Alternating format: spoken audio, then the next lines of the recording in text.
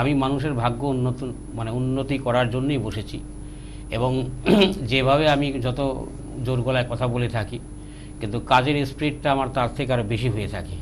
কিন্তু সম্পূর্ণভাবে এই শক্তিটা আমার নয়। আমি একজন সাধারণ মানুষ, আমার ব্যক্তিগত কোনো ক্ষমতা নেই। আমি চাইলে আপনার অনেক কিছু করে দিতে পারি না।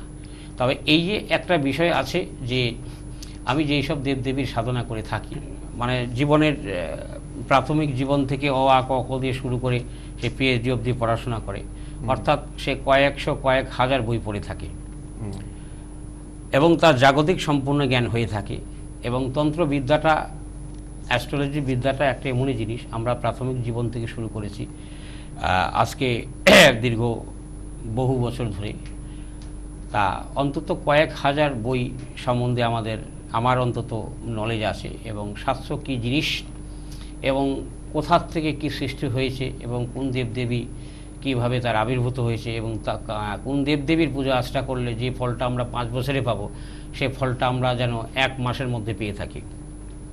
মানে এই ধরনের রেমেডি আমার কাছে অ্যাভেলেবেল, মানুষকে আমি দিয়ে থাকি, যেটা মানুষের 5 বছরে যে রেমেডিটা অন্য জায়গায় গেলে পেয়ে থাকে, তা আমার কাছে এলে সেই রেমেডিটা মানুষ 1 বছরই পেয়ে থাকে। কারণটা কি, যে প্রসেসিংটা অর্থনৈতিক ডেভেলপমেন্টের ক্ষেত্রে একমাত্র যে শিল্পপতি কোটিপতি হয়েছে, সেই একমাত্র অর্থ উপার্জন করার পথটা সে তার কাছে খুব ভালো আছে, সে নিজেই জানে।